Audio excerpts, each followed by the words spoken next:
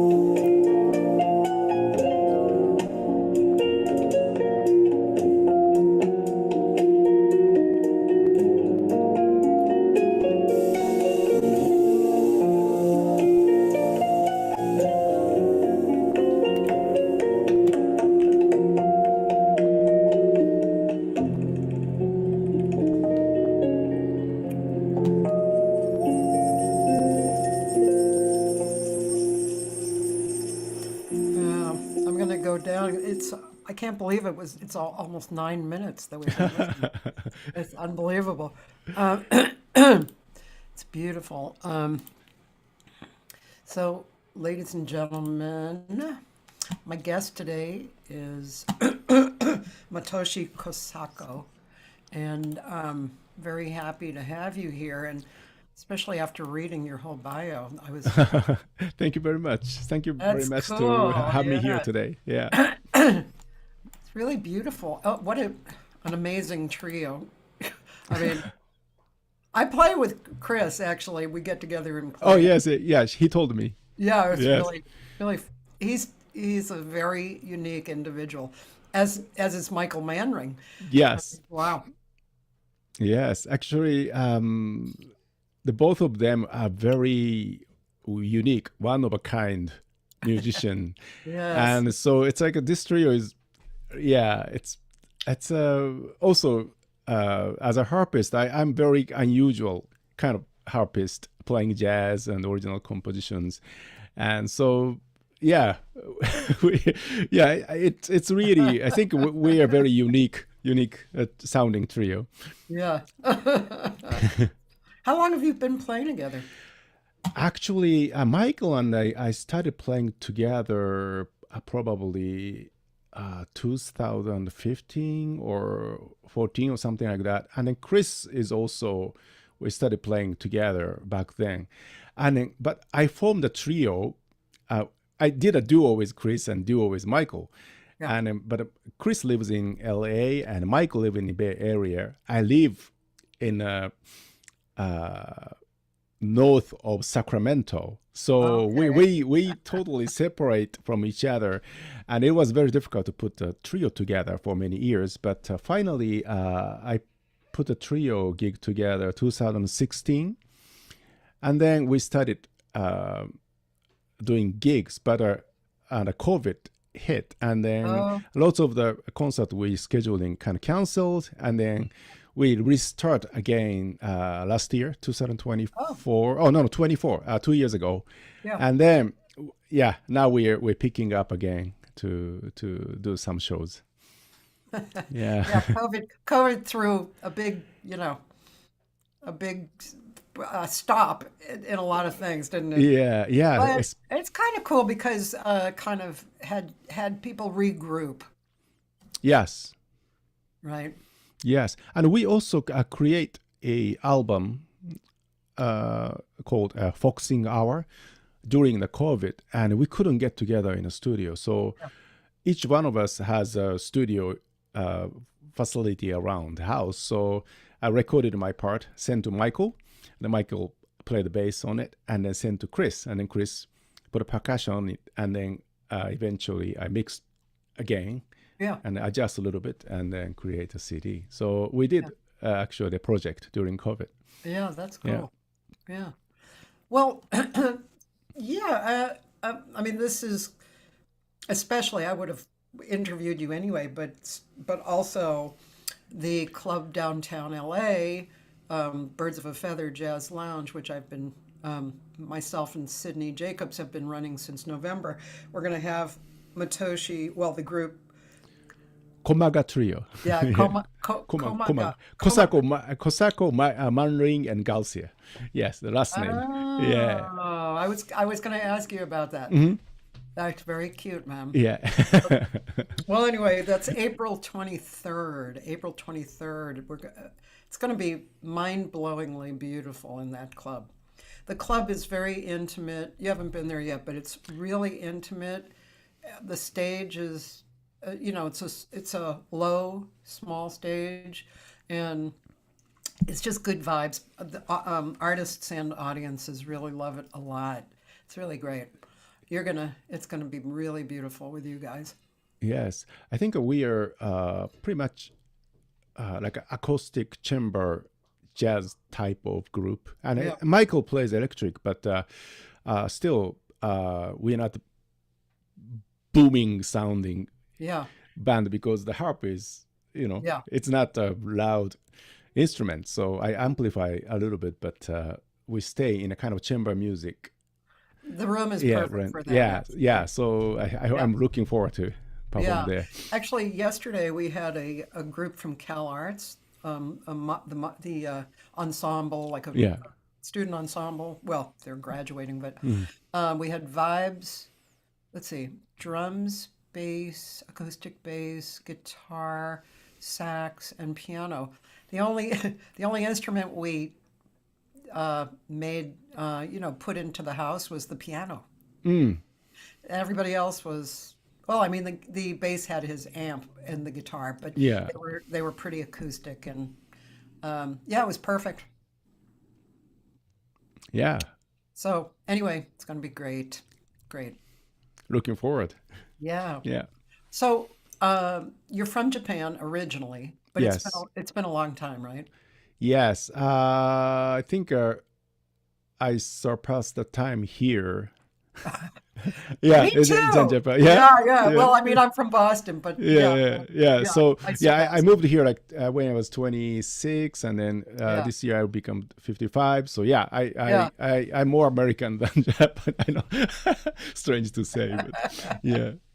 Where are you from? I've been around a lot in Japan. Actually, I live right before I moved to California. I was in Tokyo, but I was born in Shikoku Island, which is a southwest part of Yeah, Japan. that's Yeah, part of small my island. favorite. Oh Yeah. yeah, Oh, yeah. yeah, absolutely. I mean, actually, I'm not really that fond of Tokyo. I Mm, mean, I like the people that I know, but Tokyo just, it's just Osaka for me is a mm, better big city. mm. And yeah, I I usually like in May I'll be in Hiroshima, Osaka, and Tokyo. Oh, okay. But Yeah. the Southern Islands, I miss actually the Southern Islands. I haven't been there for a long, long time, and Mm.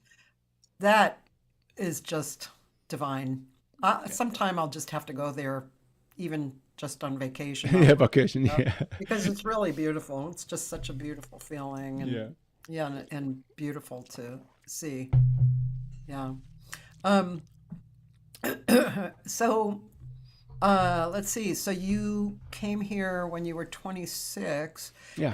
and did you have intentions of staying here, or just why did you come? Did you go to Yes, actually, school? first time I came here is for one. I wanted to experience a different culture Yeah. than Japan. Because I've never been out of Japan until I became 26, and then the world is broad, right? So Japan is a small part of the world, and I really wanted to experience something different. And also, uh, I became very interested in the mystical thinker, philosopher, the G.I. Gurdjieff. Actually, Keith Jarrett got really heavily influenced by that philosopher.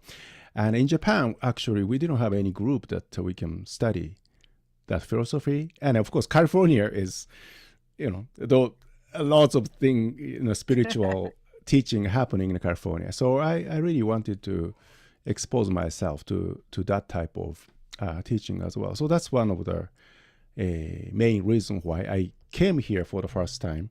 Yeah. But I later I really started enjoying living here.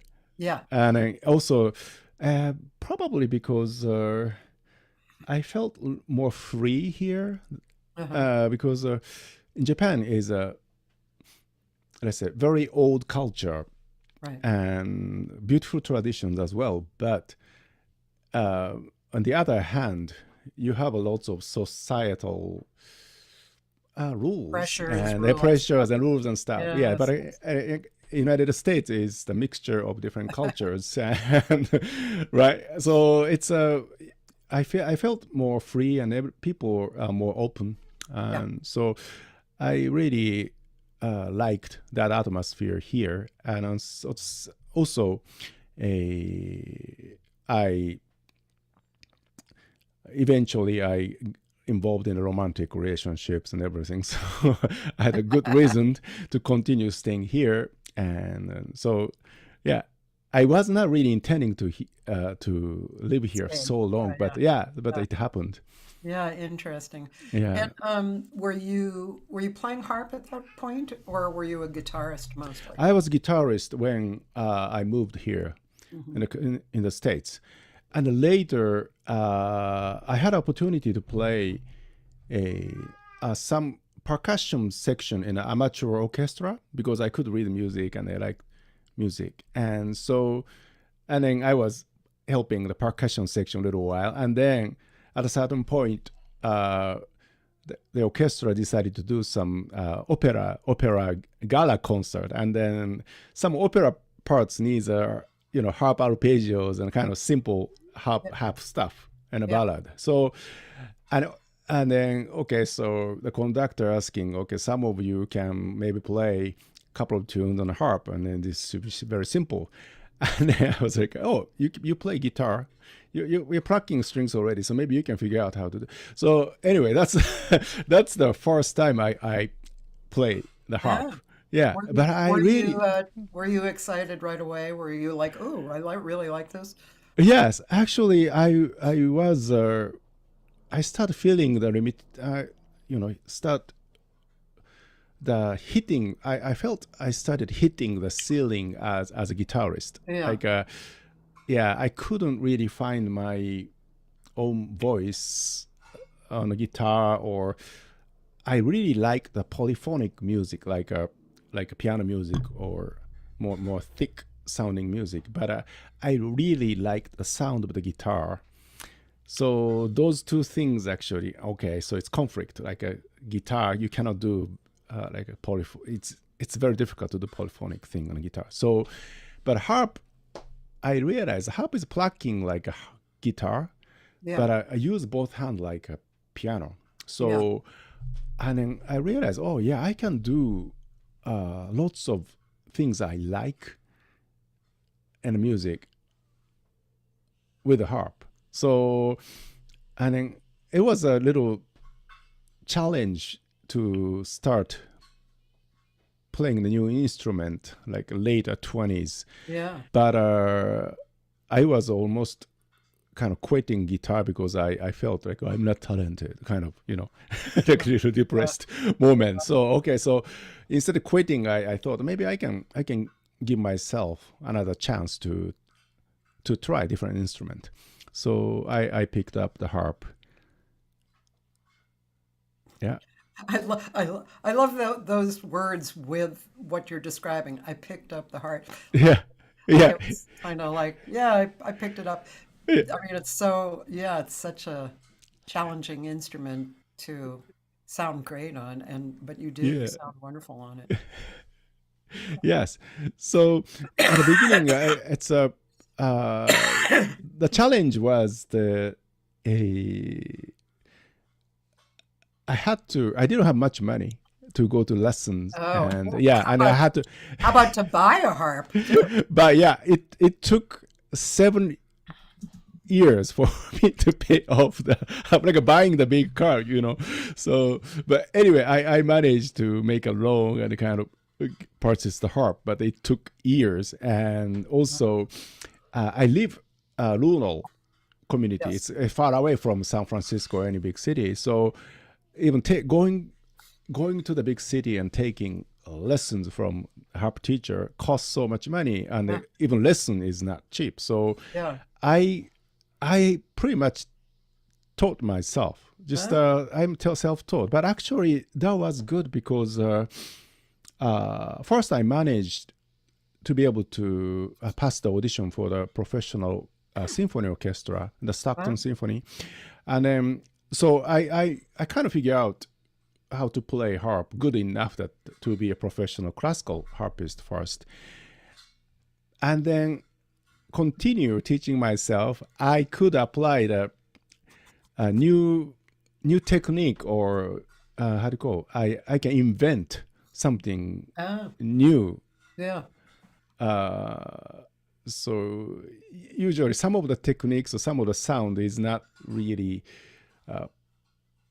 preferred in classical music, but in jazz, as you know, it's we use a dirty sound and kind of Yeah. Yeah. little organic way to approach instruments. So, and then since I was a guitarist, the jazz guitarist, I had a lot of ideas already inside of me. Like I have the idea how I want to make my music sound like. Yeah. So and I could apply that to my to harp, and then invented some new techniques to bring out the blues feel, Yeah. or something like that. Yeah. That's interesting. Yeah. And those techniques, I mean, you don't have to go into too detail, but are Yeah. they like, do they involve plucking or the physical movement of the arm, or what do Yeah. they involve? Actually, it involves some of the like a technique, like the guitar. Yeah. You bend the note, right? You Yes. bend the Yes. note. Uh-huh. So maybe I can demonstrate since I have a harp here, so I can. So harp has the pedals, and actually operate these little discs up here, Uh-huh. and then this disc change the pitch of the strings. Like this, can you see that? Barely see the red strings here, right? Oh, yes. This is C natural right now, Uh-huh. and then if I change the pedal, there are 3 positions in the pedal connected to this string, and if I release the pedal, it becomes C flat. Oh, And then if I push the pedal in, it becomes C sharp. okay. That's quite I'm plucking the same different. strings, but you can get the 3 different notes, right? Yeah, yeah. And then one of the technique I use for jazz harp is after you pluck, press the pedal after you pluck. So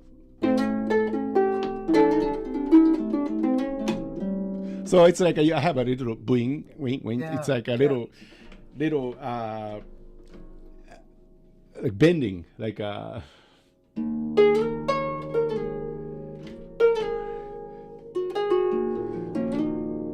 So, one question. So you're playing with both hands. Yeah. When you push the pedal, yeah. does it affect all the notes or just one of the notes? Actually, the pedal, like called one of the pedals called C pedal. Yeah. C pedal affect all the C's on the instrument.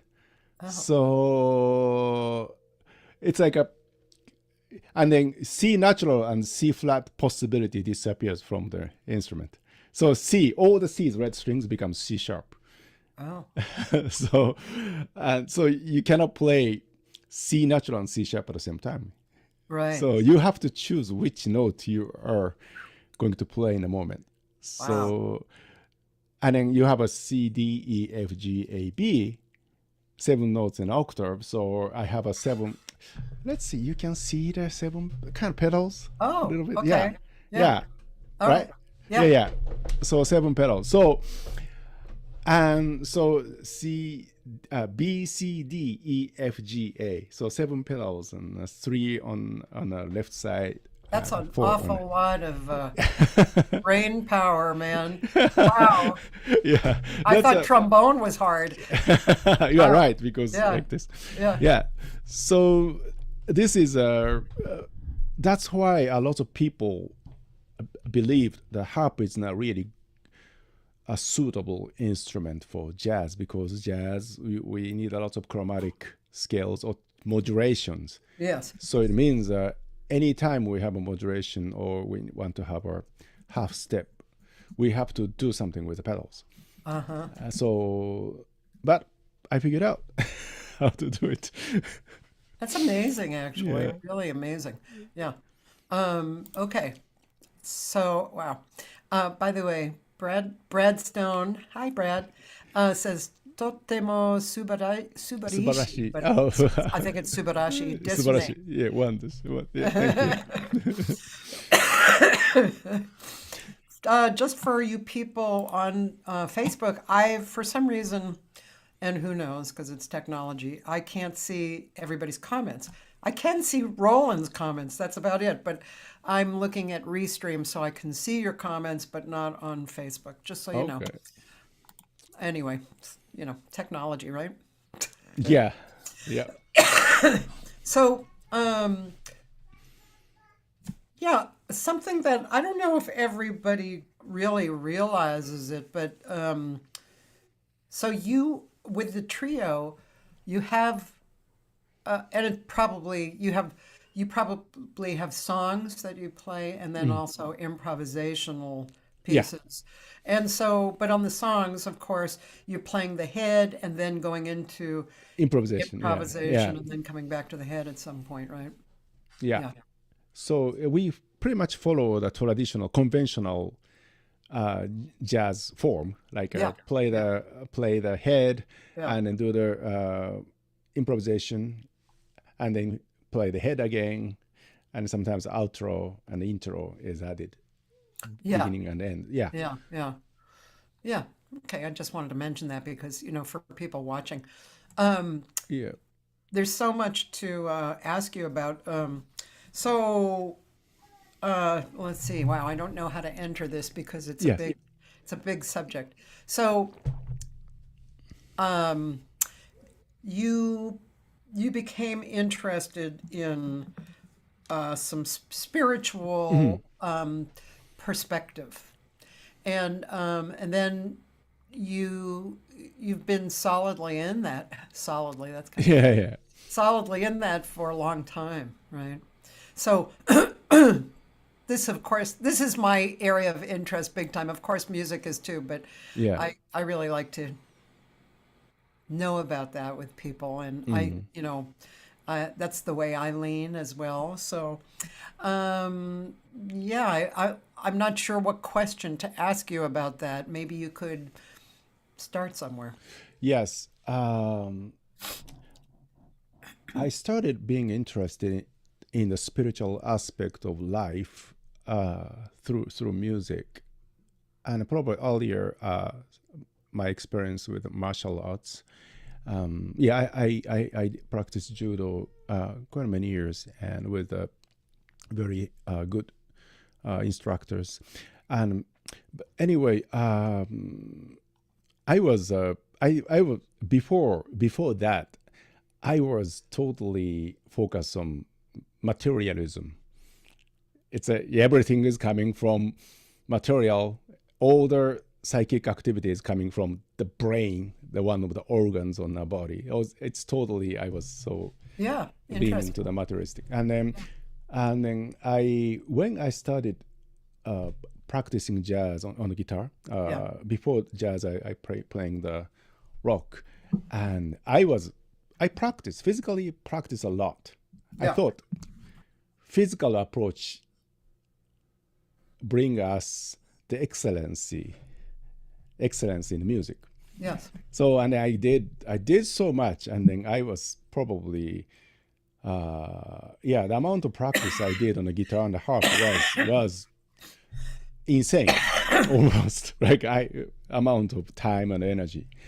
And then what I realized was that um, I couldn't get uh, what I was impressed by great musicians or great composers. So I do play technically good, but it doesn't move my heart. It doesn't affect me in a way that, let's say, Keith Jarrett's playing yeah, or some other great musicians playing has something special.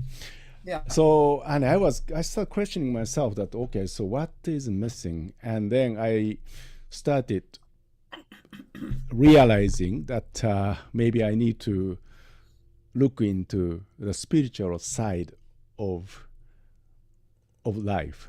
right. And then uh, I realized that both are necessary. Like Yeah, physical discipline is of course necessary, but if it's missing the spiritual development yeah, or spiritual how do you call it? presence. Approach, yeah, yeah. Yes. Uh-huh. So it's a really eye-opening moment for me, Yeah, and then I try to balance my life between physical and spiritual. So yeah, that's a kind of rough story about how I yeah. get But interested in I want spiritual. to I Yeah, want to go on with that, but yeah. it just reminded me. I had this conversation with somebody about life lessons, and it's really interesting conversation because I don't remember the beginning of my understanding that life was full of lessons. I always thought that, or I mean, I'm sure when I was a kid, I didn't think that, like a real kid. Mhm. But I had some trauma in my early life, and at that point, I understood that those were lessons, you know. And not that I didn't have trauma after that, but um, Yeah. but I always I was not happy with being unhappy.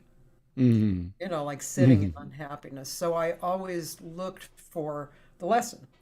And this person didn't think like that.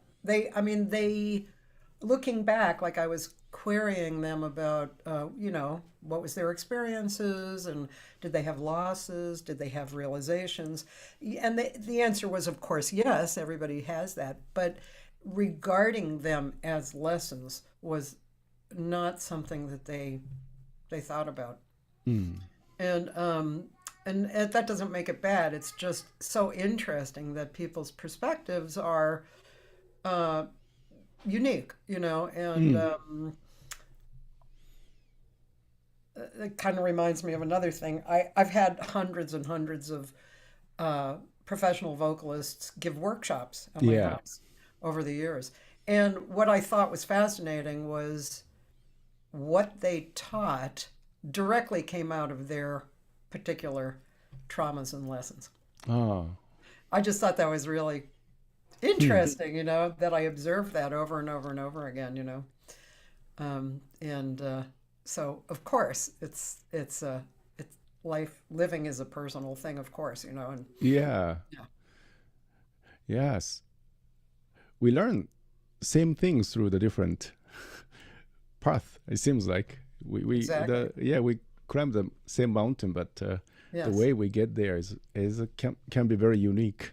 yes, And yes, and for me, the music playing a harp is uh, n- not the purpose of my life actually.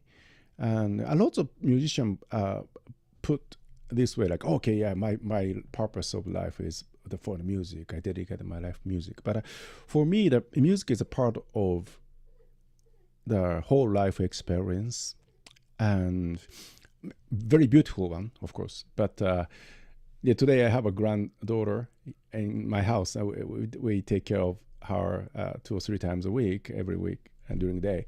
But actually, yes, taking care of granddaughter is another beautiful moment of life. And then I live in a countryside. The outside is like just a mm, forest, and yeah, then yeah, we live in Yuba County and a countryside, and then have gardens, and then have goats, and a little farm here, and then attending the farm is another beautiful moment. So I try not to make the moment of music too special. It means I try to do everything as intentional as I play harp as much as I can.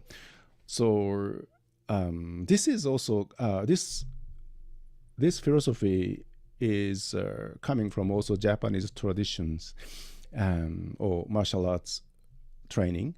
And in Japan, we have a lots of different the way of things. Like the tea ceremony is the way of tea, and there is a art form is called kado, which is the way of flower arrangement. hmm, And every one of those traditional the way has always spiritual right, background, and then we are encouraged to do everything very intentionally. So, but this is really makes my life much more rich, and create a lots of beautiful moment in life, because I notice more stuff because I try to do things intentionally, pay attention to the details. So at the same time, if I do things like let's say washing dishes intentionally, it means I'm controlling my body, my movement intentionally, which is basically uh, directly affect my what I'm doing on the instrument as well. So for me, um, in that sense, actually, music is a part of my life, but it's connected to everything else, like a part of my holistic life. So since I started building the relationship to the music this way, um, I yeah, actually I became much happier simply because I'm not identified with the music alone. I value all the different aspects in life. And so sometimes it doesn't go well in the music, but some other part of life is going okay. And sometimes my personal relationship is not going well, but music is going okay. So it's like, I feel like I have more pillars to support my life in this way. Yeah. Yeah, that's interesting. Um, yeah, I'm just thinking about that Yeah. in relation. Yeah. Um, I've gotten to know Christopher Garcia a little better, and he is like a guru guy, you know. Yes. Talk about, being able to visualize different aspects of life and stuff, Mm. and appreciate them. And he has an incredible memory. I mean, he remembers stuff that's like, wow. Um, yeah, so, um, yeah, I mean, life, and this is why I love these conversations on the Noontime Hang, because everybody, of course, has their own gifts and their own perspectives, and people watching, like Yeah. get inspired by it, because life, life is a challenge, and we need to feel like we're part of the same cloth, and that if there's a stronger string, why is the string stronger? And maybe, maybe that can come over to our string, Um, yeah, it's really interesting. As I grow older too, I find myself, I don't know if you do this because you are a little bit outside of a lot of people, I guess, Mm. being amongst a lot of people. Right. As I grow older, I feel like pulling, I'm pulling back. It's funny. I know a lot of people, and I like Yeah, I'm sure you do. yeah, I like people. I'm very social, But also that with that over years comes a kind of a drain of energy as well, And as you say, the balance Mm. is important. So if I'm drained of energy, then the Yeah. rest of my life is suffering.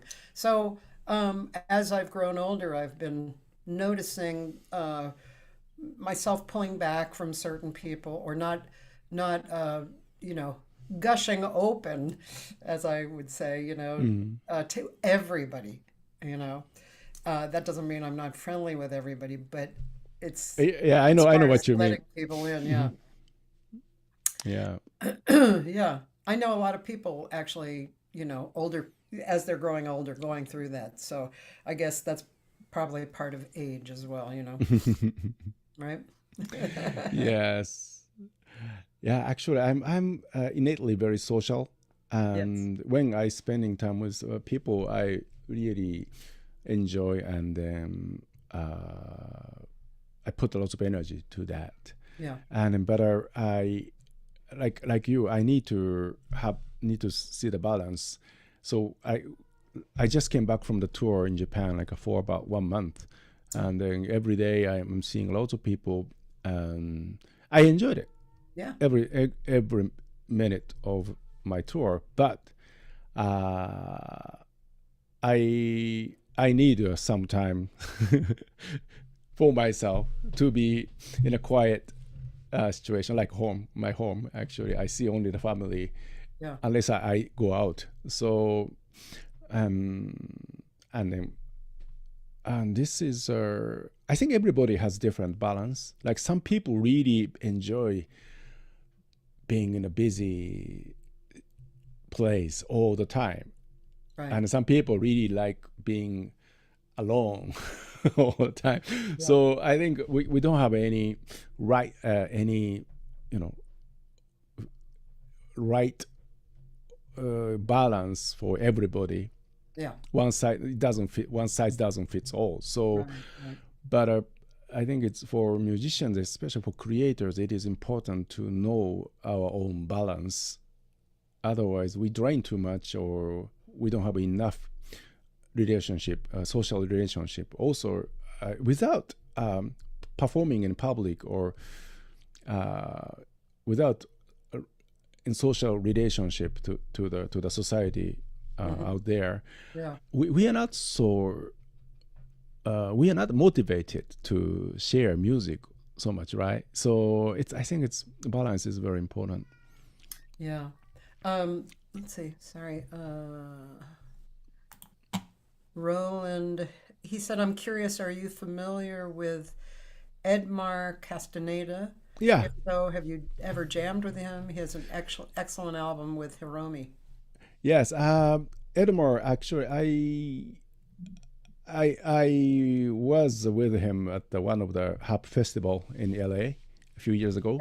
Oh. Yeah, I know his style, and yeah, we jam a little bit on our showroom, like really? random, on a minute or two, because just we thought it's kind of fun, but yeah, I know him, and he's another very unique harpist, and then he plays different type of harp. This is called pedal harp, and he plays the Paraguay style lever harp, which is doesn't have a pedal, and then you have to change all the notes. I use the pedal for this one to change the pitch, but his harp he has to do with the hand. It's like up here. Yeah, lever. Lever. Yeah. Yeah, lever harp. So yeah, he's a very good one. Yeah. We're also having Minta Spencer at the club as well. Do you know her? No, I don't know her. Yeah.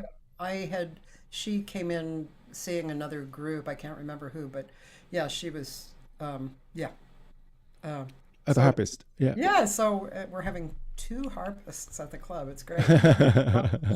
It's good. Yeah. It's a good room for strings. Actually, we'd like to get into maybe classical things too, string quartets and stuff, because the room is just so.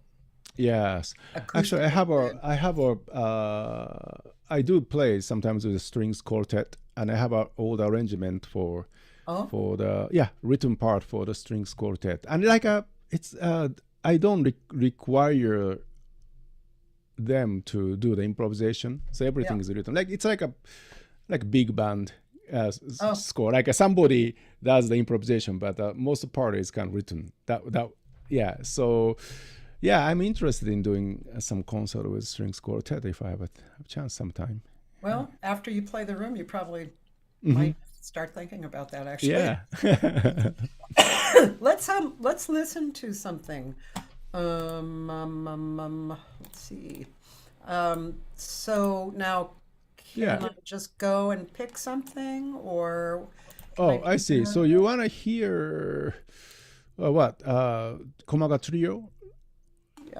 Whatever you would like to share. Komaga Trio, or you playing however you want to play. Let's see. I need to open my YouTube account, maybe. Yeah, like here, right. I have it opened here. Yeah. There's music videos. Oh, wow. Yes. Candle I have so many of them. Yes. Let's see. You're doing a Ralph Towner tribute or something here? Yeah, Silence of a Candle. Yes, with Michael Manring, two of us. Oh, let's say that is a little. It's a okay recording on a concert place with a iPhone. So it's not really great sounding, but what's this one? Is still.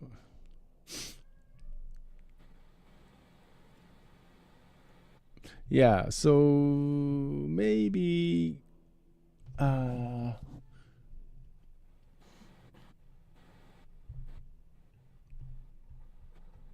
don't mind the quality of the recording so much, but okay, so you can do the let's say the size, but it's not it's pretty normal sounding tune. I mean, it's not. Right. It's a very Exploration. unique. Okay. Yeah. It's okay. It's okay. But let's say something more sensational is better, right? If you would like, that's fine. Yeah. So I go to the Komaga Trio playlist, and yeah. By the way, in the YouTube, we have a lots of videos, and then especially if you go to the Komaga Trio playlist, and we have all the different music there. Is this what this is right here, or you Yeah. have a whole different channel? So let's see. What about a? Okay, so I can give you this one, this one, and so this is beautiful piece and ballad. Okay, so I gonna send you the link on the chat. Okay. Yes.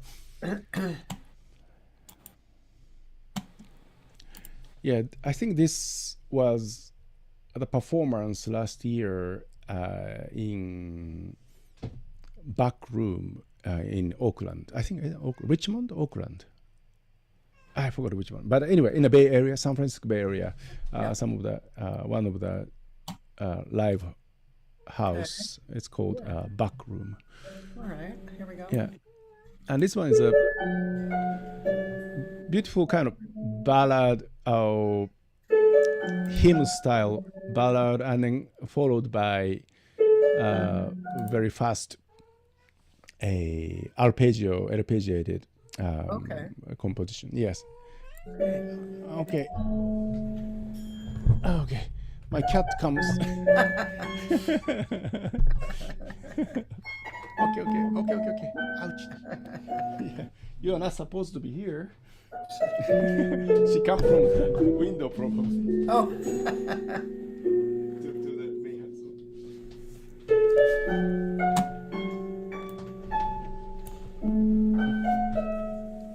Yeah, I like the music.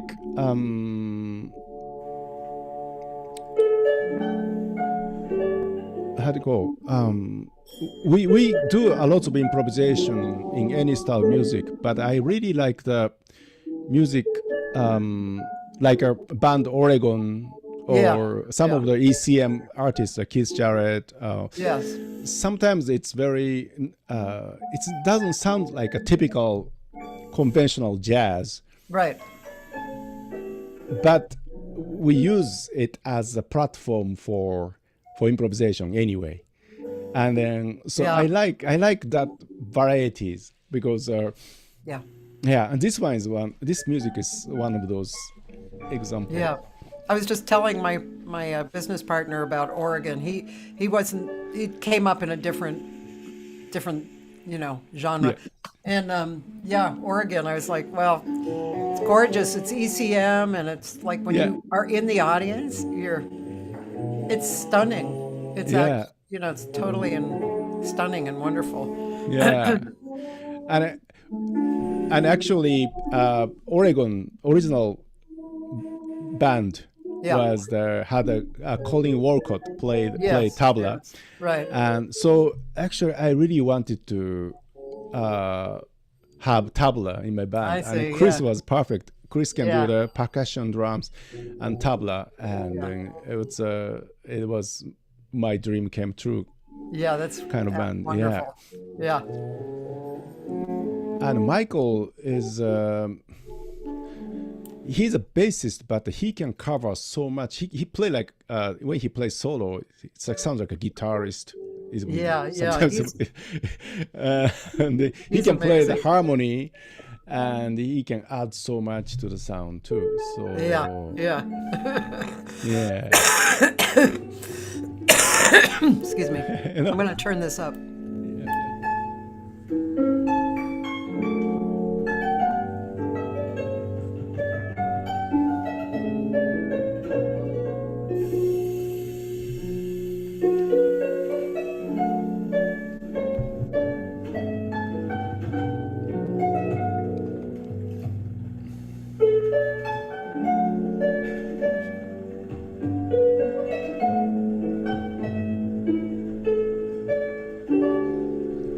this part was the improvisation, and then go back to the theme. Yeah. Yeah, this is the.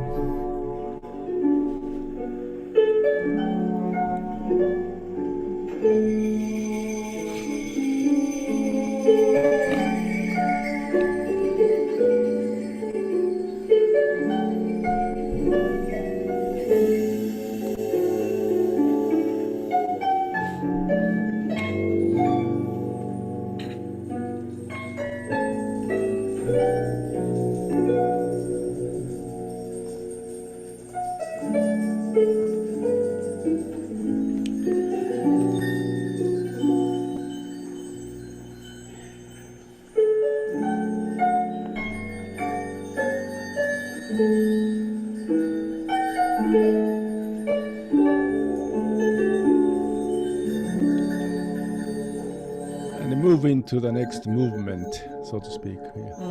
Right.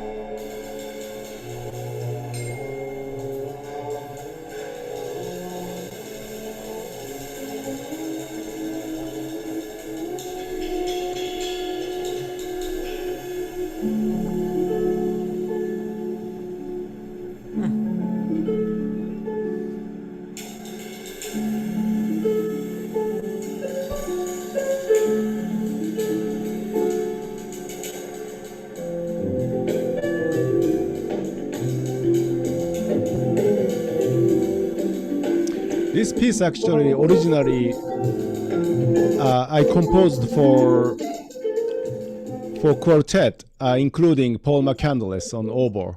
Oh, really? Yeah. So, but Paul retired from the performance oboe, and then I never played this one with Paul. So, but originally I wrote it for him. Wow. Yeah. But now the Michael's playing the melody. Yeah, he can play anything. So I could you play this melody? And it's a very difficult theme, but yeah. Yeah.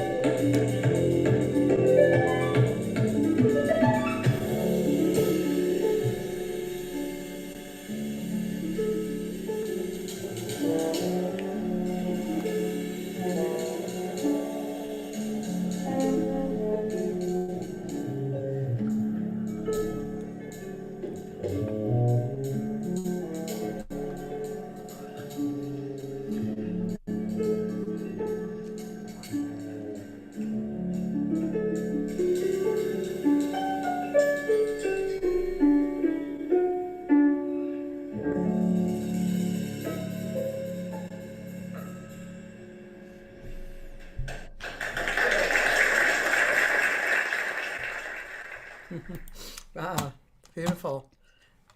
It's a beautiful theme. Yeah, I try to write on original music because, as I talked about, the very specific character as an instrument and a harp, the pedals, and then this is diatonic instrument. And playing the jazz in a diatonic instrument, there's a limitation, and then to bring out the best, bring the best out of the harp, I had to write music for harp. So Yeah. that's why the Komaga Trio play mostly of my original compositions. Yeah. Yeah, otherwise, yeah, we play some standards sometimes for fun, but yeah, yeah, it's if I play too many like standards, a lot of 2/5 chord progression, the typical conventional progression, I run out of ideas very quickly because this is diatonic instrument. So yeah. That's an interesting thing. Yeah, I find that area of improvisation or performance interesting because growing up as a singer, I mean, I started very early on jazz and standards and stuff. So I knew a lot of standards. But at this moment, even though I love standards for various reasons, the beautiful melodies and lyrics, and they're beautiful compositions. But I really do like to approach what I do improvisationally, but that also can include the performance of the standards, right? Which a lot of a lot of educators teach students, and I think it's rightfully so in the beginning, to sing the melody, Hmm.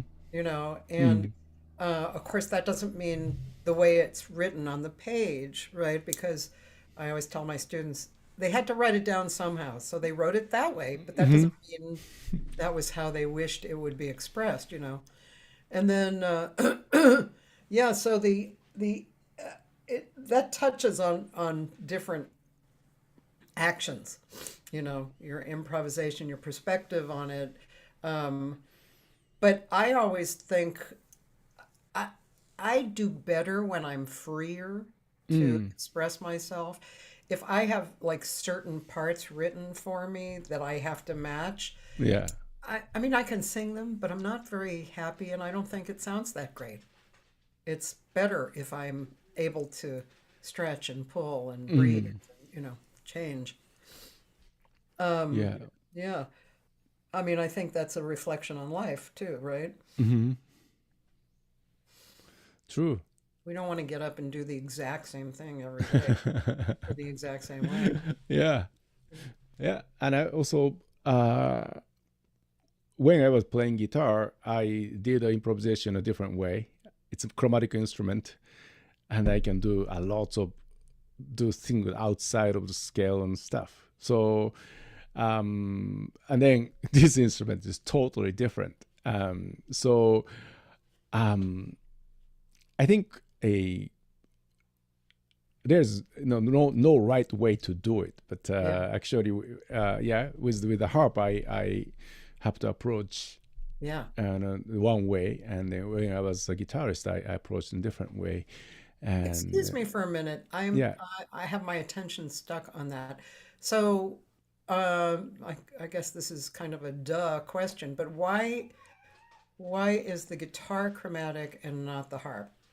because guitar on a fingerboard, right, Yeah. and Yeah. then any moment you have all the notes Right. on the instrument, Yes. and the harp is in an octave you have only 7 strings. So it means if you decide to make C string as a C sharp, you don't have C natural. So you have Oh, I always see. only 7 notes available on the instrument I see. So you can't in a play the given two moment. notes at the same time, like you were saying, right? Yeah. So Yes. unless you change the pedal, and then you change the pedal, you get another notes, but you lose the note Yeah. you just had.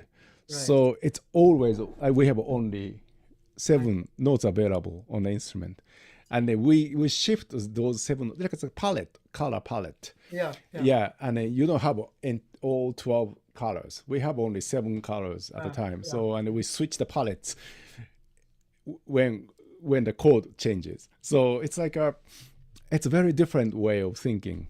Yeah. Yeah. Yeah. Yeah. So yeah, And you said so you would call the guitar a chromatic instrument. What would you call the harp? diatonic. Diatonic. Okay. Yeah. Yeah. Okay. Yeah. Yeah. So yeah, you can play a more than diatonic scale, but melodic minor scale or something, but always like 7 notes. Yeah. Yeah. And Yeah. yeah, and you can eliminate some, and you can play pentatonic scales and stuff. Right. Right. But definitely, we don't have 12 notes available all the time. Yeah. So Yeah. yeah, I see. yeah. Yeah. So you can imagine, right? How Yes. different it is, like the way of thinking. Yeah. Very Yeah. different. Yeah. Hmm. Very different instrument. Yeah. Yeah. I have to tell you, I'm a guitar girl. Okay. Not that I played really. I mean, I played a little bit when I was younger, and I played flute. Hmm. See Okay. my Oh old yeah, flute yeah. here. But yeah, but I just for some reason I always was drawn to guitar. I love singing with guitar. I've recorded with some Mm. excellent guitar players, and um, yeah, there's something about the where the guitar sound lives or the vibrations of it live that are very engaging to me, satisfying. Yeah. I really enjoy playing with guitar too. I made an album with guitarist. Yeah. Yes, and I play. in Japan, I have a very good guitarist friend, and then we do lots of duo concert. Oh, cool. Yeah, In and Tokyo or everywhere? Tokyo, yeah, mainly Tokyo, and also we tour different parts of What's Japan. the person's name? I'm curious. His name is Akira Sekine. Saki. Akira Sekine.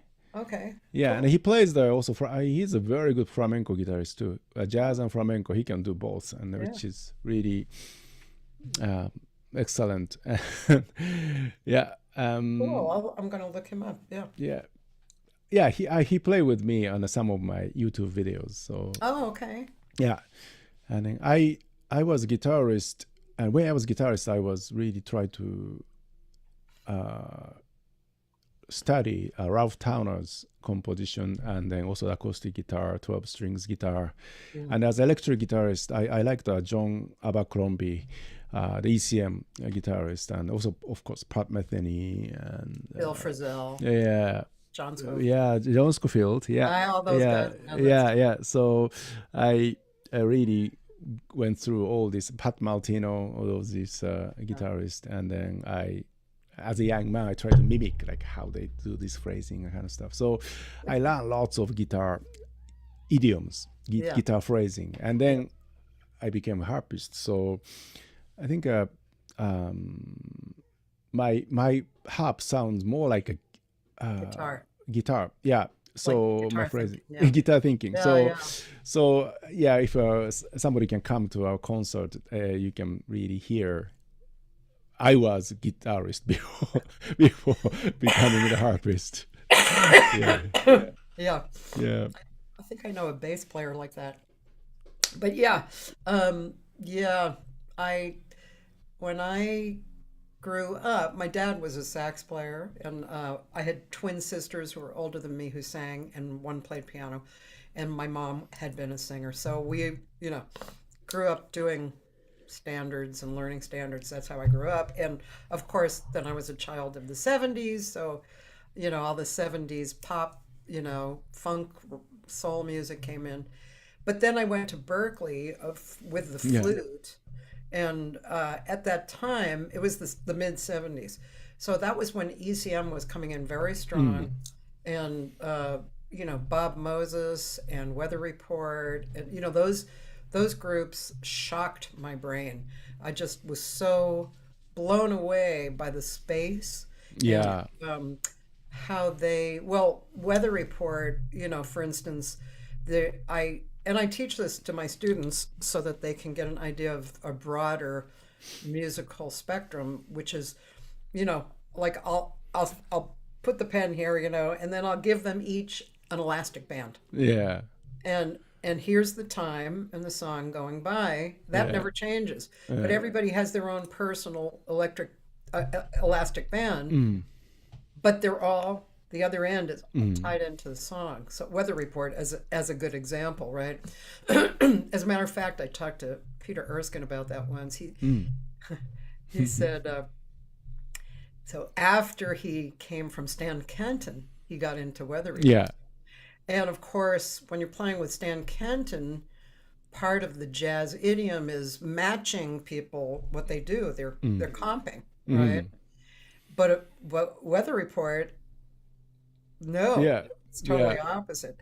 So he and Joe Zawinul were standing around listening to a live recording where he had done that. Peter Erskine, he had matched, and he was feeling, he was young, he was 20 or something. He was feeling really, great. And Joe said, "Too bad you had to do that." And so that was, huge lesson for him. But so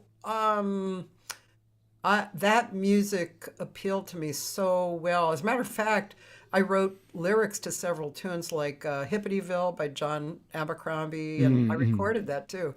And Scofield, I've written words to Scofield and performed stuff. And it's just, there's something totally wonderful. And your music is in this category too. There's a space, it doesn't really have boundaries, but it is a space in which everybody is in and they're contributing and they're tied in together, and it's connected to the space too, which again has no boundaries. Yeah. And I mean, to me, I mean, just talking about it makes my whole body feel like stretching. It's just such a beautiful, beautiful experience. Yeah. And how can it not be spiritual? Mm. I mean, that's a spiritual, um, Yes. effect, right? Yeah. Especially this trio has the Michael and Chris on the rhythm section. Those Yes. two people are really, they stretch. They just, yeah, and then they even leave the typical role as a rhythm section. So they just they can keep the, of course we keep the rhythm tight, but just yeah. And then I wrote music, but the outcome is always more than I expected, and every time it's different. So it's a lot of fun to play with them. Yeah. Yeah, Yeah. yeah. Um, I, Akira may be here. There's something at Blue Skies 32, and the message is spelled Akira Sekine, Sekin, Sekine. Yeah, Sekine, Sekine. Akira Yeah. Sekine. Yes. Yeah, There you go. That's it. yeah. Um, yeah, so is this gig at Birds of a Feather that you're doing on April 23rd? Is this part of a tour? Yes, we go to Southern California. This is the first time for us to do the performances in LA area. Okay. Yeah, yes, and then the Bird of the Feather, Bird of a Feather, Yes. Jazz Lounge is April 23rd, and this is the first one. And then the following day, 24th, is San Pedro Alva's showroom. Oh, yeah, that's a Yeah, beautiful room yeah. too. So I have never been there, but yeah, It's and lovely. we Yeah. play there an evening. And then next one is actually I have a very good friend have a harp showroom in Pasadena, and then this is more like a probably more harpist or harp lovers may come in the Pasadena Pacific Harps. We do small Oh, concert there, oh, cool. and then on Sunday is Santa Barbara. Oh, Yeah, Soho Restaurant and Music yeah. Club, and then actually there's an organization is Santa Barbara Acoustic, and then got this engagement before COVID. We never, and then it's Oh, canceled, and then finally we're doing this. So oh, yes, wonderful. so yeah, we have a four performances around LA. It's Very a nice. Those all yeah, sound that all sounds like great rooms. yeah, and yes, and I think yeah, the Michael Manning said like yeah, everybody likes this band, like so I think it's yeah, I'm very confident if people come to the concert, they will enjoy Yeah. at least some part of the concert. But it's very how to go. It's not. It's. I think our music can please like a core jazz fan to even a classical listener or pop listener or the wide range of audiences. That's what we feel every time we Yeah. perform. So yeah. So I hope lots of people Oh, come. yeah, it's going to be You know. great. Do you know of Carol Robbins as Yes, well? I know her very well. Yes. Yeah, I've written some lyrics to her songs. Oh, okay. Yeah, she's such a great musician and a nice Yeah, person. Yeah. Carol is a good friend actually, and she's Oh, she has been in the LA area for many years, right? And she is yeah. doing the lots of sessions and also recordings with great musicians, and also for herself, she has a band, and Yeah. yeah, she's one of the pioneer of jazz harp. Yeah. Yeah, Yeah, I saw her many times with Billy Child, yeah, right? Yeah. yeah, Really beautiful. Um, yeah. yeah.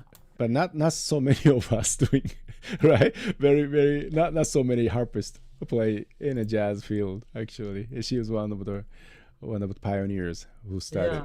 Yeah. Yeah, I guess it's getting more and more like that, right? Classical, more instruments that are thought of as classical playing in yeah, jazz. hmm Yeah. yeah,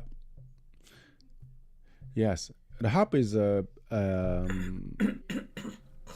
I think one of the reasons why harp wasn't used for jazz so many years because this is a freaking expensive instrument, and Oh, right. so Yeah. yeah, it's not the instrument That you performed in could the just pick street up. Yeah. or small club or anything like that. So Right, right. yeah, it took generations to be able to produce this instrument kind of reasonable enough that right, we can take this to the street or the jazz club, something like that.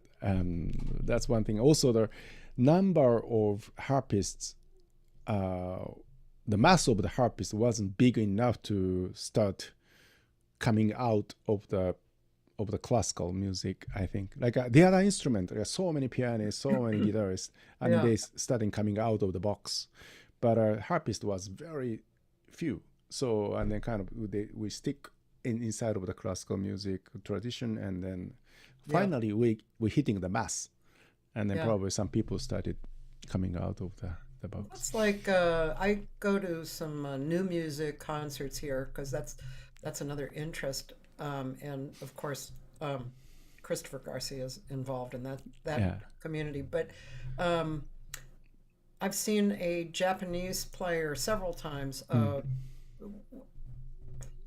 Is it a? It's not a koto, right? It's the long, long instrument, stringed It's instrument. koto. Yeah, Yeah, it is it's like koto. yeah. Yeah, yeah. She's a really good player, and I've spoken with her. You know, just a little bit about how she kind of came along, Yeah. and um, why she's living in America because she can play what she wants. Yeah. She's not only supposed to play the Japanese traditional music, Yeah. Yeah.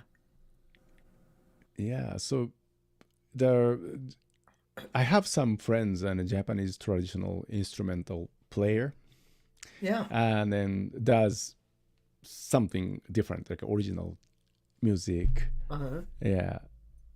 And that is yeah, as you said, it's sometimes you have a little conflict with the people, Yeah. conventional people.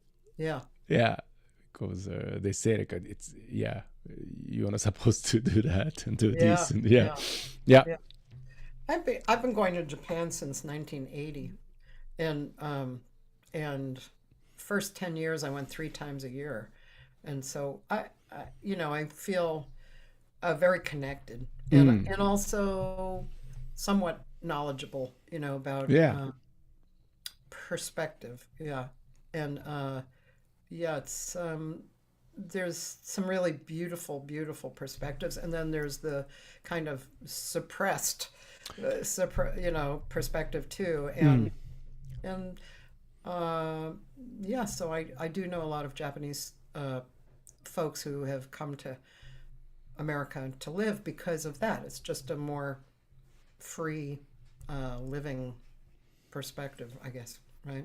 yes, Yeah. yeah, I think so. Yeah, yeah. In Japanese tradition, we really appreciate the form. Like even in a martial art, first we study the form, which is kind of already fixed kind of Uh-huh.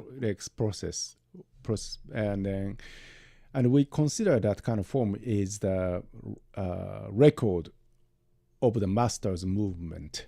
So Right. we start with a form, and then we try to learn the principle through the form. Like something you cannot teach by word or by the form, you can feel it after you're practicing form so many times. So that is kind of a Japanese approach coming from the form. I love that. So that's yeah, that's nice. But the downside is we identify with the form too much, and then we forgot about the spirit of the form, Right. and then we focus on learning the form.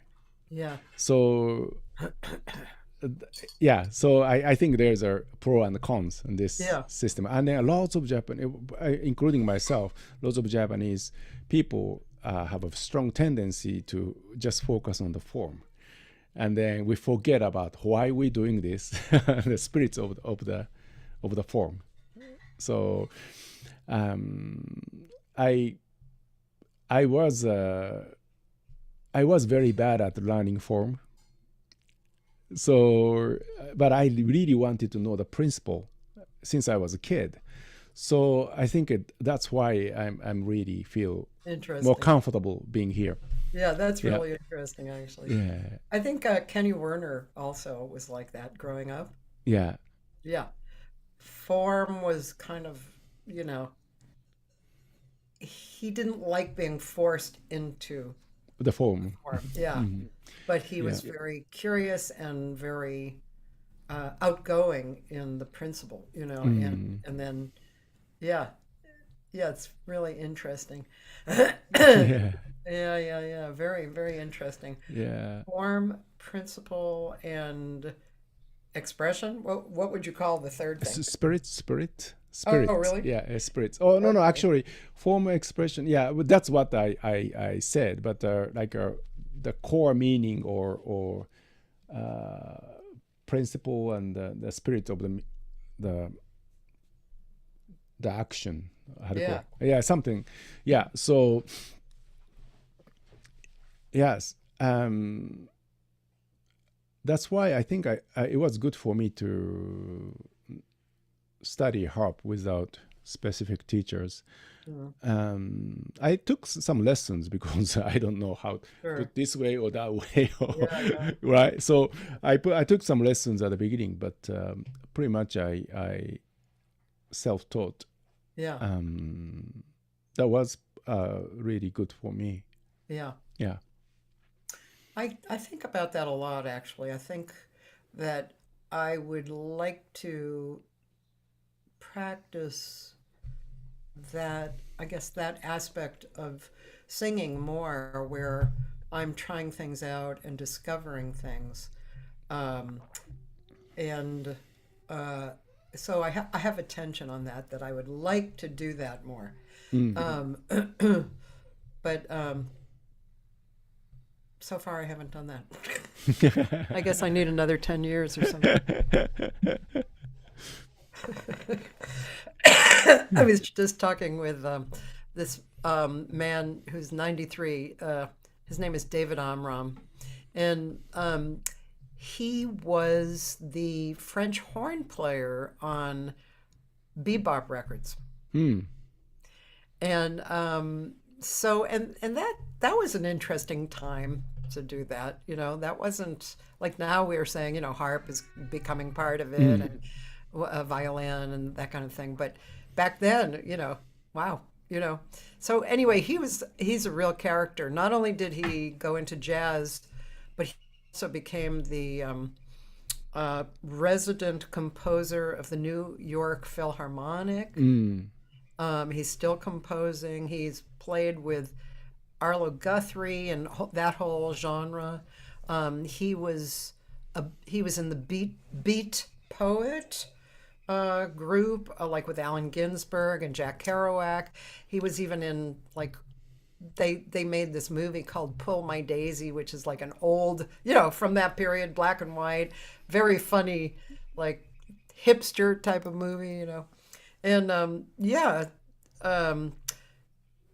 talking to him is very interesting. You'd probably love to speak with him. He's very real, very enjoyable to talk to, and he's had so many different experiences, a real life rich with experience and very broad sense of perspective, he's a really interesting man.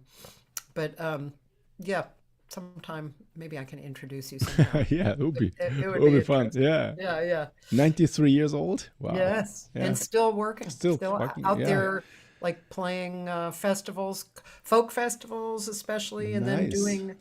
he's invited to speak on people like Yeah. Jack Kerouac and Allen Ginsberg and Arlo Guthrie, and he's writing every day. He Hmm. writes every day. Yeah, I want to be like that. I want to Me be old man too. like that. Me too. Me too. Yeah. That's why I say maybe in about 10 years I can start investigating my voice more. What are a few, well, you've mentioned Oregon and people like that. Is that um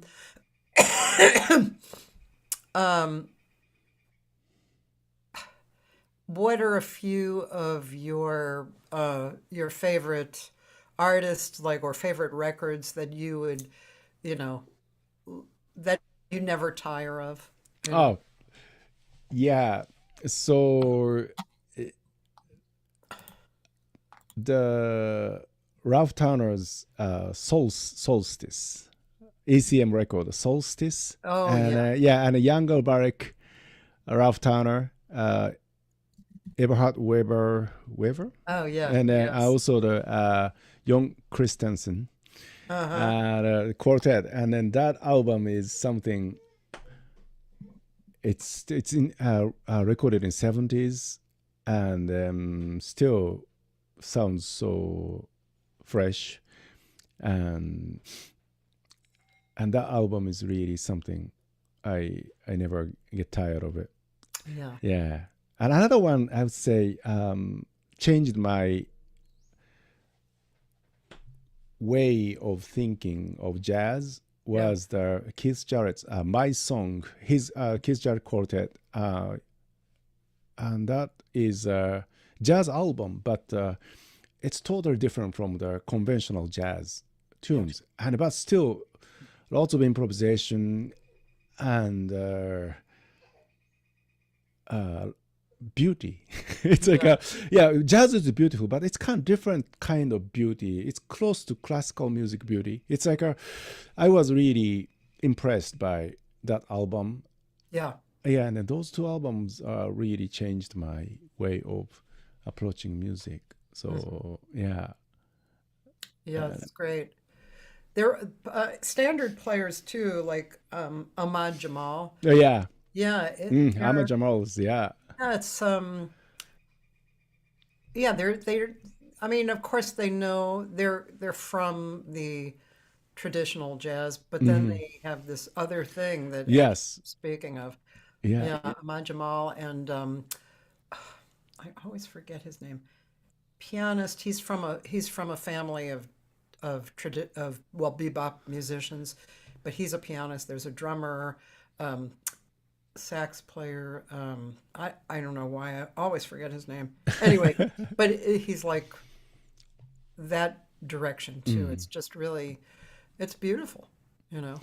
yeah. Of course, I loved Miles Davis, Bill Evans, and Yes. Chick Corea, Herbie Hancock. And I mean, Yeah. weather report, as you said. Yeah. Yes, and yeah, and of course Pat Metheny Group Yeah. and Oregon, everything. But yeah, if I pick a couple of albums, those two albums would be Yeah. something I I put in a very special place.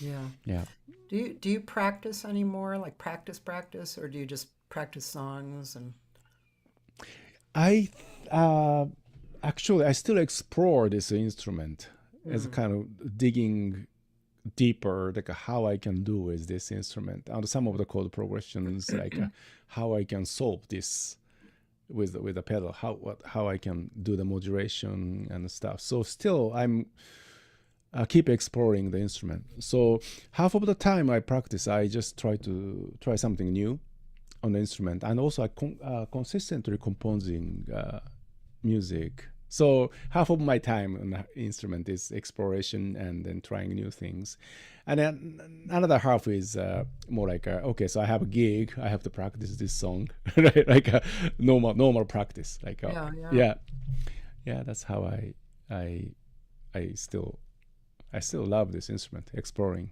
Yeah. Yeah. Are there many manufacturers of harps? I think four main manufacturers. One of them in Land Healy in the States, and another one Salvi in Italy, and then this one is made in France, and Kamak harp, and then Aoyama harp in Japan. I think those four manufacturers are big ones, and there are small ones too. Yeah. Like yeah, but small manufacturer as harp is very expensive. It's more like a luxury instrument. So yeah, usually we pick the instrument out of these main four manufacturers. Are there cheaply made harps as well? Pedal harp, you cannot make cheap this instrument, but actually lever harp, yes, lever harp, Really? yeah. They some of the harp maker in Pakistan or somewhere in the Middle East, and then it's very inexpensive. So some of the smaller harp are how to call affordable for for most people. Yeah, but pedal harps, it's expensive. And the cheapest one is still over $10,000, $13,000. So probably, Yeah, so those of you out there thinking you want to start harp, Start with a small lever harp. Yeah. right? Be a Lever. little careful of that, yeah. Yeah.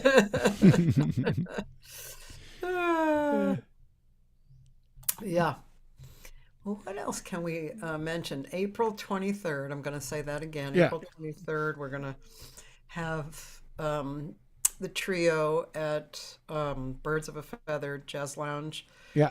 For those of you who haven't been there yet, the club is inside an award-winning Vietnamese vegan restaurant named Olac, Aulac. And it's there's a corner on First and Hope, which is the back of Disney Hall and the back of the Music Center and the DWP huge parking lot. And then on the other corner, there's a mini mall, and Olac is in the corner, and parking is underneath. A lot of people get lost the first time because not only are they not sure where to find the place, but the parking is confusing. It's, if you're looking at the mini mall, to the right, there's a large driveway, and on the other side, there's a condo thing, and then on the other side is the parking for the mini mall. So that's where the parking is. It's, once you're there, you're like, oh, of course. Okay. All right. So we musician has to park that parking, right? Also. Well, unless you find parking right in front of the mini mall, there's limited parking. Yeah, I guess But it's for hard. you, I mean, you're going to want to bring your instrument in, so either right in front if you get lucky, or underneath. Yeah. Okay, underneath. Okay. Yeah. Elevator, right? The elevator. Okay, I'm so glad we have this to take. Yes, there is an elevator. Yeah, my friend brought a B3 in there, but I think he was lucky and he found parking right in front. So anyway, load in. It's a thing that we musicians have to put up with. Well, I say that, but it's more you have to put up with. You play flute and then voice and not really my microphone. Right, microphone, flute, and yourself, right? Yeah. What else could we watch that's a little I saw some single just harp solo stuff on there, right? Like maybe just like solo. All right. So what about let me go back and then look for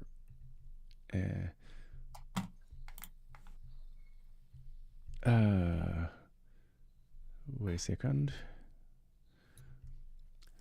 Something I should have chosen already there. What to No, that's play, okay. but yeah, this is like it's That's okay. not, yeah, not This is real. how it All right. works. Yeah. Yeah. Let's say my solo harp. I can pick something.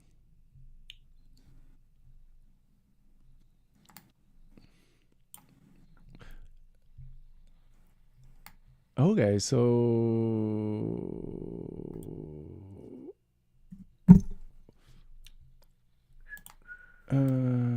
oh, what about this one? It's a short piece, Yeah. but this one I play Jimi Hendrix on harp. Oh, good. Yeah, that would be kind That of sounds a fun. little different, right? Yeah. So You're sending that to me yeah, in yeah, chat? I just Oh, sent yeah. it. That sounds fun. And this one, actually, this video I'm has a 61, Whoops. and today I'm switching. She's 61 and she's doing Tai Chi. Okay. oh So, yeah, that one. Yeah. yeah. So, and this one has the little camera shot for the pedal work also. Oh, so, okay. Yeah. Yeah. Yeah. This is only 3 minutes. It's so Okay. short. Yeah. Perfect. Yeah. Okay. Let's see how good I played. I don't remember.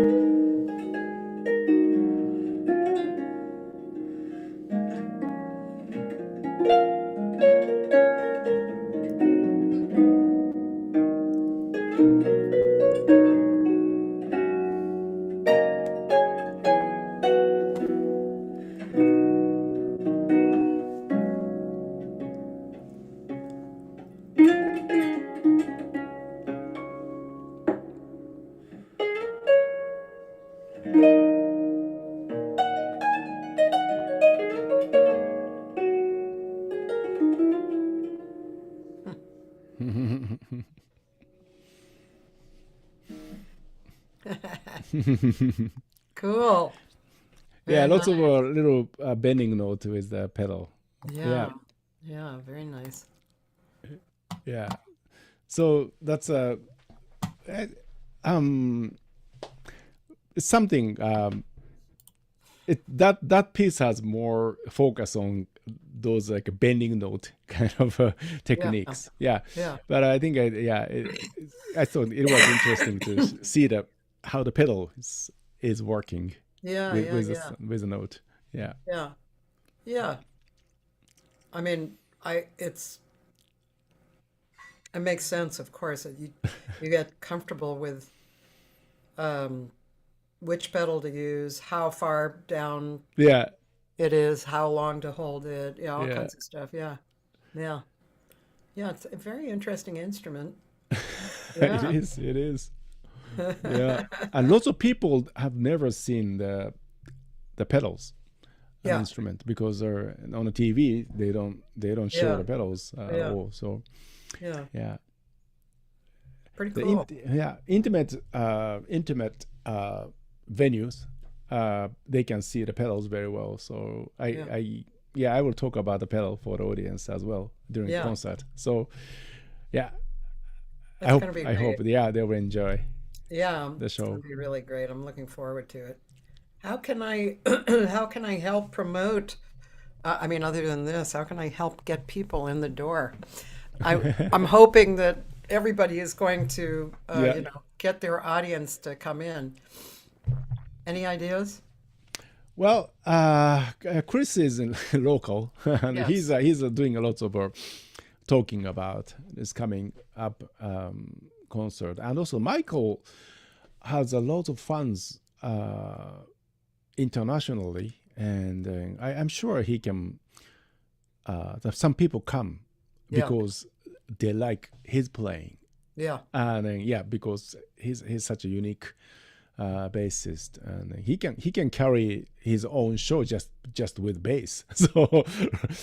So I think I'm gonna feature his solo performance as well. Oh, good. Yeah, just one solo piece, Yeah. just bass solo, Uh-huh. um, and I don't know. It's always it's we don't know until the day of the concert how many people show up to right. So it's always the case. Yeah, So that's the bane of my existence. Oh gosh. I yeah. always thought, marketing is really where it's at. Hmm. But especially in this day and age, because there's so many people performing. There's so many people on Instagram and TikTok, and I mean, they're just you know on the airwaves. I still have an old-fashioned email list, Yeah. but there's not a lot of people who do even. So, Yes, actually, I do the email list too. oh, cool. So yeah, but I'm not local in LA, so Yeah, I have some people in the mailing list, but yeah, not so many of them. But probably Chris is doing that, yeah, and Michael is lots of followers in Instagram yeah, and other social media. So I'm hoping people show up, yeah. and yeah, and some of the concert on this series, like a Soho restaurant, uh, Santa Barbara Acoustic, they have like a membership, and then Oh, the yeah. I'm member come sure. to the series of concerts. So Yes, they have a certain number already secured, yes, and so let's see. We never know. yes, We never. yes, Yeah, it's really hard to tell. Yeah, yes. yeah, I'm sure that's going to be really good. yeah. Um, yeah. Um, and you're just making me think of something. I have to write it down.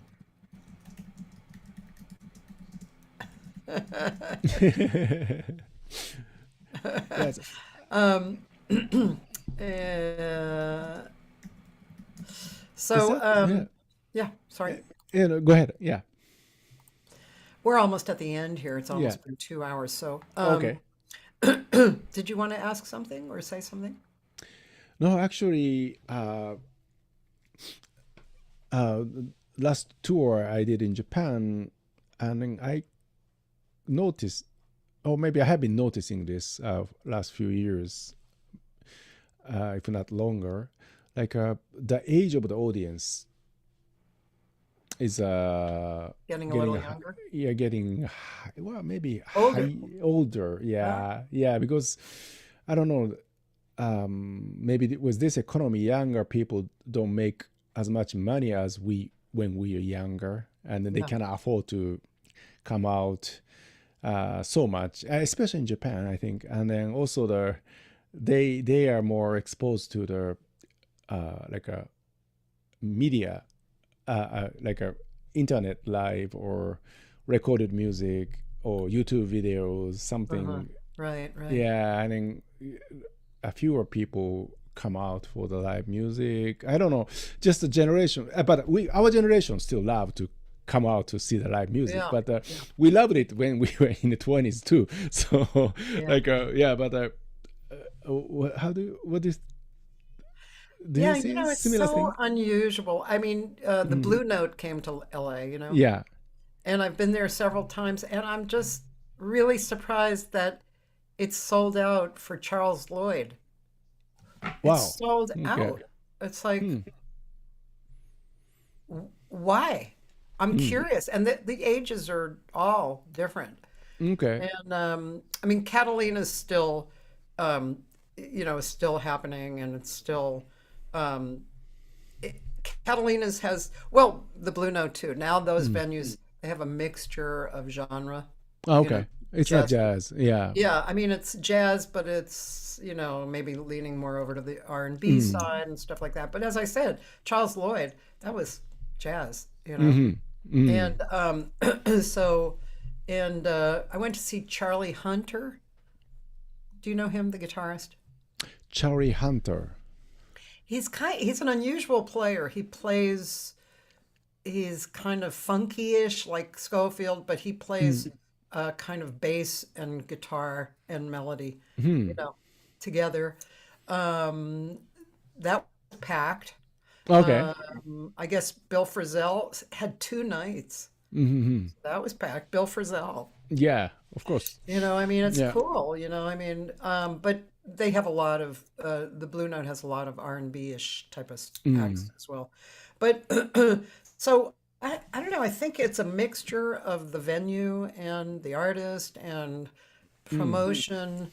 Promotion, maybe. Yeah, like I had a group who plays the baked potato all the time, packs the house, but at our venue they did not pack the house. But Hmm. that's because the people on the baked potatoes email list look, Ah, I and see. then they see, and it's like, oh, I want to see them. Mm.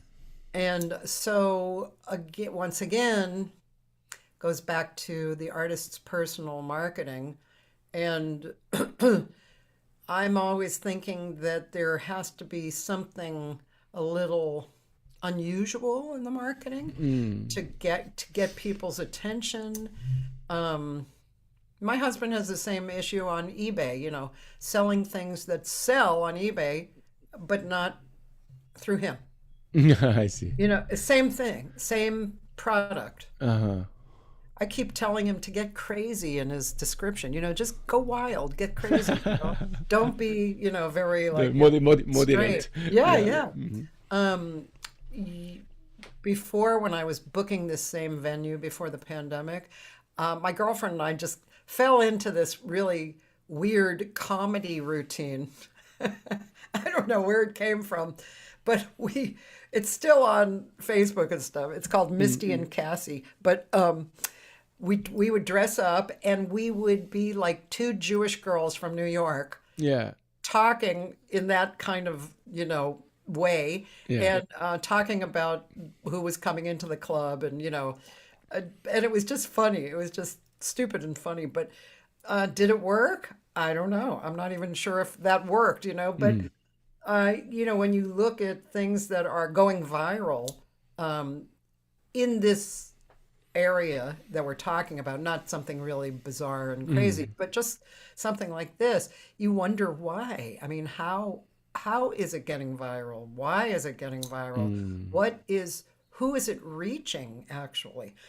And I mean, I don't know about you, but when I go to some place like the Hollywood Bowl and I see all those people there for jazz, I wonder how I can reach them. How can I reach all these people? You Hmm. know, so we do what we do, and at some point, it kind of goes back to your balance perspective. At some point, it's it can't be that important, Hmm.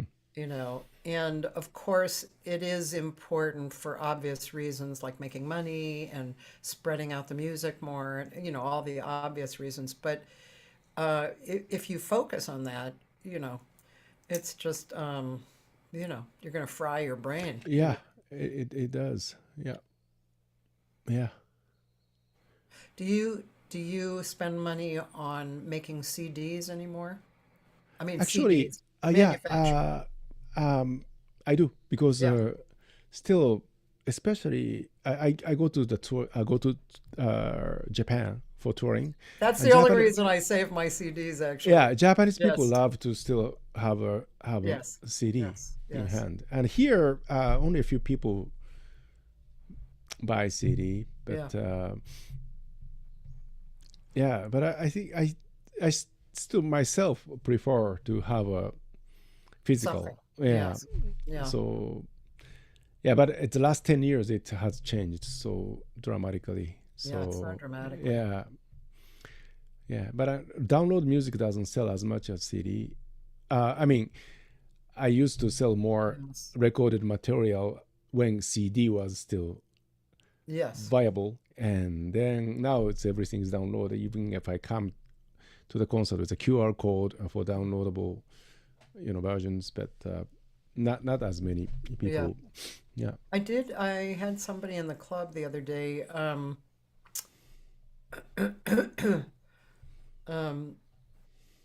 uh, who was selling, you know, um, USB, yes. USB. Yeah. So I that's thought another that way. was interesting. Yeah. Yeah. Actually, yeah. Some of the CD printing company have the option Yeah. for USB. Yeah. I Yeah. mean, it's definitely not like having a CD in hand or a record. Yeah. I mean, that's a lot of havingness. Yeah. Yeah. But I think it's more movable, Hmm. especially here in America. Yeah. Um, let's see. My friend says, yes, Rich, you really have to come to Birds of a Feather. He said he's not seeing your gigs on your website. He just sent his email to you. Oh, website. Yeah, actually, my website is yeah, yeah, not updated very well. It's yes, so many things to catch up. There are so Facebook, Instagram, and YouTube, and then yeah, sometimes Speaking of marketing, yeah, it's like and then I have to play harps at the point. It's like yeah, I know. It's like it's already yeah. I try to yeah update. yeah, Yeah. yeah. Sometimes I buy somebody's help off of what is it called? There are platforms where people are looking for work, Mm. and it's from all over the planet. And for very inexpensive, you can get somebody to do things like that for you. Okay. Like And it does, updating website. yeah, yeah, Okay. yeah. So it's very, very inexpensive, and Mm. you know, definitely worthwhile. Yeah. I need to Um, look into that. Yeah. yeah.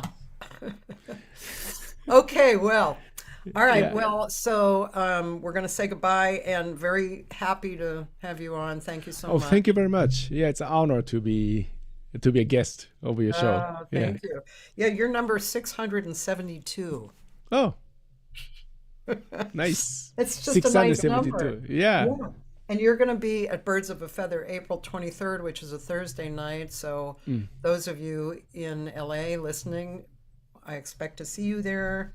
Um, and I will say goodbye to you, Yep. Matoshi, and you can sign out, and then I'm going to just do a little PR about upcoming Okay. gigs at Birds of a Feather, so you don't have Okay. to actually. All right. Thank Thank you. you very much. I look forward to your gig. Yeah, me too. Thank you. Okay. Bye. Bye, Matoshi. Okay, so I really wanted to tell you about this week, and I'm going to actually, for everybody who is appearing this week, I have done a noontime hang. So every day, including, is it today? Yeah, today. I'm going to start early. I'll start today. Um, on Wednesday, Matt Politano is going to be at the club. He's going to be there with his trio. And Matt is a really great piano player. Um, I can say a lot of great things about all of these people because they're all wonderful. And in LA, I always say this, but we have an embarrassment of riches here. It's just, I mean, you could see three people a day and never be disappointed. It's really amazing. Matt Politano is an amazing piano player. He's modern, but has old school information in his playing. But he's expressive and modern and exciting and beautiful. And who did he say is going to be in the trio this time? Let me see. Matt Politano. um, Emiliano Lasansky on bass and Mark Ferber on drums. It's going to be great. So that's this Wednesday. All the shows are 7 to 8:30 except for Sundays. Sometimes Sundays are evening and sometimes they're brunches. But Wednesday, and the food is great. It's award-winning Vietnamese vegan food. It's delicious. Parking is below the building. Definitely go to the website, buy the ticket, and look at the directions. Thursday is a really exciting day. It's Josh Nelson, who's one of the top pianists in LA and elsewhere. He teaches at USC, and his ensemble, his student ensemble, is playing. I expect it's going to be brilliant. Yeah, it's just going to be brilliant. It's a kind of a larger group. Um, I might share while I'm talking about it. I'm going to share share the website so you can see. Here we go. I'm going to share this. Share. And here we are. So here's our website. So we just this weekend we had the Marcello Carelli Quartet and the Cal Arts Modern Jazz Ensemble, which was just beautiful. Talking about Oregon and weather report. Oh, it's beautiful. We're going to have them back. Matt Politano, I just mentioned, and here's the Josh Nelson USC Jazz Combo, which has all of these people in it. It's going to be wonderful. Then April 10th, Friday, this music is gorgeous. Christian Moraga is a very committed jazz musician, well, South American jazz, and the music is stunning.